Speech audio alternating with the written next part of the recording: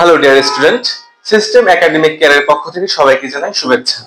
তো আজকে আমি পড়াতে যাচ্ছি নবম দশম শ্রেণীর হিসাব বিজ্ঞান ৬ষ্ঠ অধ্যায় জাবেদা। তো বইয়ের সৃজনশীল ৩ নম্বর অঙ্কটা এখানে আমরা আলোচনা করতে যাচ্ছি। তো দেখি অঙ্কটি কি আছে।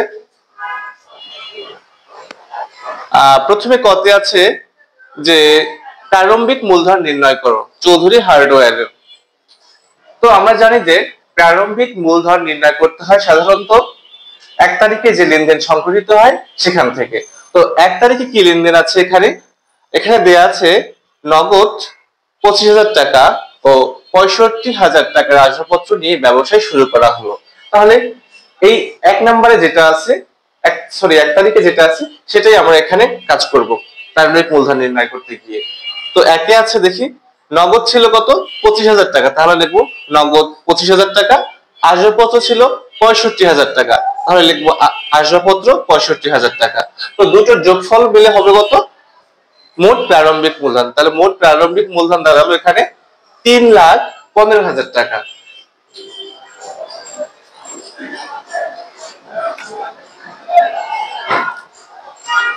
তো এখন আমরা আলোচনা করতে যাচ্ছি সৃজনশীল খ নম্বর অঙ্কটা। এখানে দেখি কি আছে। এখানে খতে ৫ তারিখের লেনদেনের অবলম্বনে একটি চালান তৈরি করো।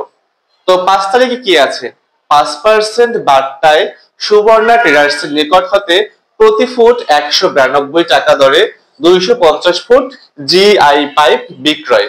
চালান নাম্বার দেয়া আছে ২০৫, প্যাকিং চার্জ দেয়া আছে ৫০০ টাকা।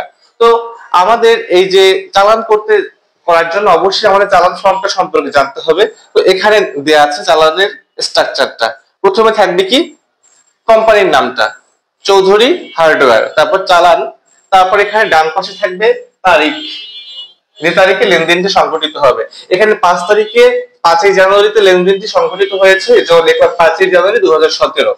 আর এখানে ডান পাশে থাকবে প্রথমে থাকবে চালান নাম, তারপর নিচে থাকবে ক্রেতার নাম। তো এখানে ক্রেতা ছিল সুবর্ণ ট্রেডার্স। আর যদি ঠিকানা উল্লেখ করা থাকে তখন আমরা এখানে ঠিকানা উল্লেখ করব, আদারওয়াইজ দরকার নেই। তারপর দেখি এখানে লেনদেন সম্পর্কে বা ক্রয় বিক্রয় সম্পর্কে কি বলছে। এখানে বলছে যে ৫% বার্তায় সুবর্ণা ট্রেডার্সের নিকট হতে প্রতি ফুট ১৯২ টাকা দরে ২৫০ ফুট জিআই পাইপ বিক্রয়। তাহলে ১৯২ টাকা ২৫০ ফুট আমাদের টোটালটা বের করতে হবে। এর জন্য কি করলাম এখানে জিআই, আমি এন্ট্রির নাম দিলাম জিআই পাইপ, দর কত ১৯২ টাকা ছিল আর পরিমাণ ছিল ২৫০ ফুট। দুটো গুণ করে দিলাম কত ৪৮,০০০ টাকা। তো এখানে আমরা একটা শর্ত ছিল যে ৫% বার্তা, সেই ৫% বার্তাটা আমরা মাইনাস করে দিলাম এখানে। এখন আমরা ৫% যে বার্তা সেটা আমরা কিভাবে মাইনাস করব, যে এখানে আছে ৪৮,০০০ টাকার উপর ৫% বার্তা, তাহলে এইভাবে লিখবো ৪৮,০০০ ইনটু ৫ ডিভাইডেড ১০০। এটা কিভাবে করা যায়, আমরা কাটাকাটি করে দিই একদম ০ ০ ০ ০ এবং ৪৮০ গুণ ৫ গুণ করলে কত হয় ৫ ০ ০ ৫ ৮ ৪০ শূন্য হাতে ৪ ৪ ৫ ২০ আর ৪ ২৪। তাহলে এটা বের হলো কাটাকাটি করে ২৪০০ টাকা। তাহলে যে কত বের হলো কারবারি বারটা ৫% ২৪০০ টাকা, সেটা আমরা বিয়োগ করে দিলাম এখানে। তা বিয়োগ ফল আসলো এখানে ৪৫,৬০০ টাকা। তো এখানে আরো একটা কথা উল্লেখ করে দিয়েছে যে প্যাকিং চার্জ দেওয়া আছে ৫০০ টাকা। তাহলে আমরা ৫০০ টাকা প্যাকিং চার্জ যোগ করে দেব। এই ৫০০ টাকা প্যাকিং চার্জ যোগ, তাহলে ৪৫,৬০০ সাথে যোগ কত ৫০০ টাকা, টোটাল আসলো ৪৬,১০০ টাকা। তাহলে আমাদের এখানে টোটাল হলো ৪৬,১০০ টাকা। তারপর যে টোটাল অ্যামাউন্টটা এখানে আমরা যোগফল লিখবো সেটা কথায় লিখতে হবে যে ৪৬,১০০ টাকা মাত্র। আবার এখানে পরে আছে বিক্রয় শর্ত, আবার বিশেষ দ্রষ্টব্য আছে ভুল ত্রুটি সংশোধন যোগ্য। এটা সব ধরনের চালানে এই কথাগুলো লিখতে হবে। আর অবশ্যই এখানে একটা বিক্রয় স্বাক্ষর থাকবে। তো এটা দেয়াটা খুবই গুরুত্বপূর্ণ না, আপনি চাইলে দিতেও পারেন নাও দিতে পারেন। এটা যখন ব্যবসায়ী প্রতিষ্ঠানে সরাসরি কোনো আর কি লেনদেন সংঘটিত হয় তখন তারা সিগনেচার করে, কিন্তু স্টুডেন্টদের জন্য এটা বাধ্যতামূলক না, পরীক্ষায় লেখার জন্য আর কি। তো চালানের মোট টাকার পরিমাণ পেলাম আমরা ৪৬,১০০ টাকা। তো এখন আমরা আলোচনা করব গ নাম্বার অঙ্কটা। গতে এখানে আমাদের বলে দিয়েছে যে 8, 15, 18, 28 তারিখের লেনদেনগুলো সাধারণ জাবেদা নির্ণয় করো। তো আমাদের টোটাল সবগুলো দেখার দরকার নেই, যেগুলো আমাদের বলে দিয়েছে জাস্ট আমরা সেগুলো সম্পর্কে এখানে আলোচনা করব। এখানে প্রথমে 8 আছে কি দেখি। 8ই জানুয়ারি রাজন ট্রেডার্স এর কাছ থেকে 41,000 টাকার পণ্য ক্রয় করে চেকে প্রদান করা হলো। এখন আমাদের এখানে কি লেনদেনটা কি সংঘটিত হয়েছে? ক্রয় হিসাব ডেবিট, ব্যাংক হিসাব ক্রেডিট। কেন? আমরা জানি যে ক্রয় হিসাব সবসময় ডেবিটই হয়, কারণ ক্রয় করলে কি হয়, আমাদের সম্পদের পরিমাণ বাড়ে। আর ব্যাংক হিসাব ক্রেডিট কেন? আমরা যেহেতু চেকে বিক্রয় করছি, তাহলে আমাদের ব্যাংক থেকে টাকাটা চলে গেছে, এর জন্য ব্যাংক হিসাব ক্রেডিট। উভয় পাশে 41,500, 41,500।